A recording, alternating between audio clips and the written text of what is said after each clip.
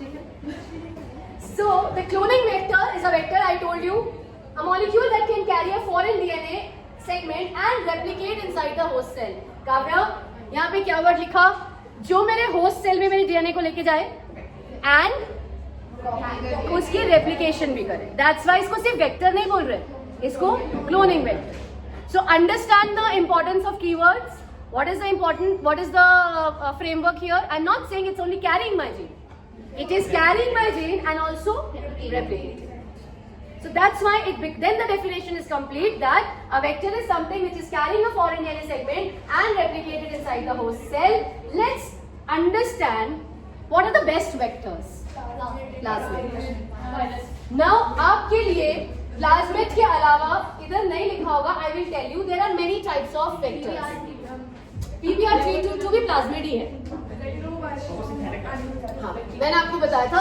अभी आई come to that. मेरे लिए सबसे पहले कैरियर जो वेक्टर है, what is that vector? The vector is a plasmid. बात नहीं. ऑब्वियसली बेटा वेक्टर विल रेप्लिकेट. जिसमें डीएनए अटैच है वो भी कर जाएगा रेप्लिकेट. अंडरस्टूड? वेक्टर ये सोच के करेगा कि मैं अपना कर रहा हूँ, लेकिन मैंने उसमें जबरदस्ती जीन ऑफ इंटरेस्ट भी डाला है तो वो भी रेप्लिकेट हो जाएगा. अंडरस्टूड? बात है, मुझे आज बहुत डिस्टर्ब हो रहा है. मैं बता रही हूँ इस चैप्टर में मुझे डिस्टर्ब करोगे मैं भूल जाऊंगी मुझे बोलना क्या है. एंड फिर आप देख लेना क्या आ रहा है और क्या नहीं. फिर मुझे इतने साथ स्ट्रगल मत करवाना अपने साथ. So plasmids are autonomously replicating circular extra chromosomal DNA. Again the line. What is the line? Autonomously मतलब अपने आप से. इसको मेन डीएनए की जरूरत नहीं पड़ती रेप्लिकेट करने की. सेल्फ रेप्लिकेटिंग मतलब वही सर्कुलर एक्स्ट्रा क्रोमोसोमल डीएनए. पूरी लाइन होनी चाहिए. Of bacteria some plasmids have only 1 to 2 copies per cell, others are 15 to 100 copies per cell. मतलब एक बैक्टीरिया में 100 प्लाज्मिड्स हो सकते हैं जिसने उसके मेन डीएनए से कभी अपने साथ इंटरफेयर नहीं किया. और इसके बोलते हैं कॉपी नंबर. आप मुझे बताओ which kind of plasmid will I prefer? A plasmid with low copy number or a plasmid with high copy number? High copy number. जितने plasmid उतना मेरा फायदा. ये भी क्वेश्चन आता है. What should be the property of a vector? अभी मैं तो वेक्टर में आऊंगी धीरे धीरे प्रॉपर्टीज पे. अभी तो बता रही हूँ कि जनरली वेक्टर्स हम जो यूज करते हैं they are what? Plasmids. So plasmid की क्या प्रॉपर्टीज है? वो है कि उसका कॉपी नंबर होना चाहिए. बैक्टीरियोफेज वायरस होता है, आपको पता है ना. Bacteriophage is a virus. They have high number per cell, have very high copy number of their genome within the bacterial cells. Now, तो आप देखोगे जब मैं एप्लीकेशन पे आऊंगी तो मैं दिखाऊंगी आपको. अब मेरी बात सुनो. मैंने आपसे बोला जो मेरा फॉरेन जीन कैरी करके ले जा रहा है वो क्या है? वेक्टर. Now please listen. जब I will teach you vector, मतलब अगेन आगे आगे आएगा, एक जगह भी नहीं आएगा, अलग अलग जगह आएगा. एप्लीकेशन वाले चैप्टर में आएगा कि जो वेक्टर है वो जनरली हमारे लिए हम सबसे ज्यादा कॉमन वर्ड क्या यूज करते हैं? Plasmids. So the most common vectors I am using are plasmids. Plasmid में भी एक प्लाज्मिड जो बहुत कॉमनली यूज होता है वो क्या है? PBR322, जो एक्चुअली रियल नहीं आर्टिफिशियल प्लाज्मिड है. प्लाज्मिड के अलावा मैं और भी बहुत तरह के वेक्टर्स यूज कर सकता हूँ. जैसे ह्यूमंस को अगर डायरेक्टली अटैक करवाना है, डीएनए उसके अंदर इंसर्ट कराना है, तो हमारा बेस्ट वे है कि मैं किसी रेट्रोवायरस को यूज करूँ. जैसे कोविड था, इट वॉज अ रेट्रोवायरस क्योंकि उसका मेन जो आरएनए था.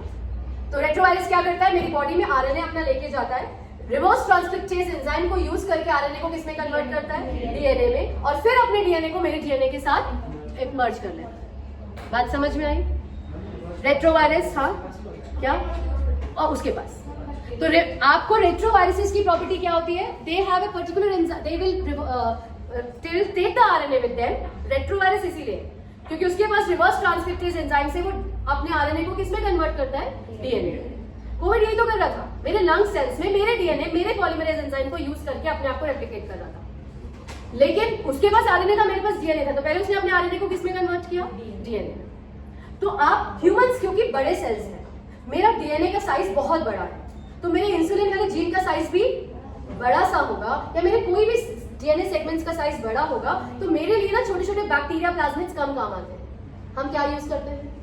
हम इसमें केस में ज्यादातर ह्यूमंस के एनिमल्स में हम क्या यूज करते हैं? Retrovirus.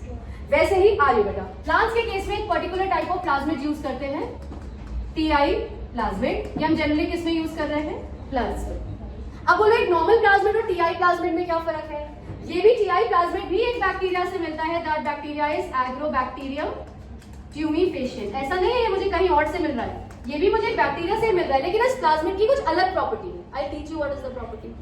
So please for God's sake, फिर हम बहुत सारे अलग अलग वेज यूज करते हैं, फेजमिड यानी कि कॉस्मिड, फिर बैक्टीरियल आर्टिफिशियल क्रोमोसोम, मैंने उसका मेन डीएनए भी यूज किया हुआ है डीएनए वेक्टर की तरह, yeast artificial chromosome या बैक, ये सब क्या है? They are the different types of vectors.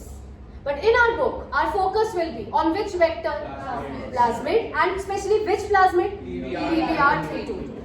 So never restrict yourself by writing that vectors are plasmids. लिखा तो जीरो दूंगी, बुक के हिसाब से आपको यही लगेगा, ये कॉस्मिड, फेजमिड, यैग, बैक, ये सब आपकी बुक में मेंशन्ड नहीं है। बट रेट्रोवायरस मेंशन्ड है, टीआई प्लाज्मिड मेंशन है, पर टीआई प्लाज्मिड तो प्लाज्मिड हो गया, बट रेट्रोवायरस वो तो प्लाज्मिड नहीं है। सो वेक्टर का मतलब हमेशा प्लाज्मिड नहीं है। Now I will come to your questions. हाँ बोलो। Bacteriophage is a virus that attacks bacteria. I am forgetting उसका मेन जीनोम आरएनए और डीएनए, भूल गई मैं। बैक्टीरियोफेज जो भी हो, अगर मेन आरएनए होगा तो रेट्रोवायरस का नहीं, but bacteriophage is a phase for bacteria. हाँ डीएनए है, क्योंकि हमने एक्सपेरिमेंट में किया था ना बैक्टीरियोफेज वाले में, याद है? सल्फर और फास्फोरस वाला, तो डीएनए वन डीएनए। हाँ बोलो बोलो। तो जो रेट्रोवायरस है उसमें तो हमारा आरएनए काम आता है, तो हम लाइक जो चीज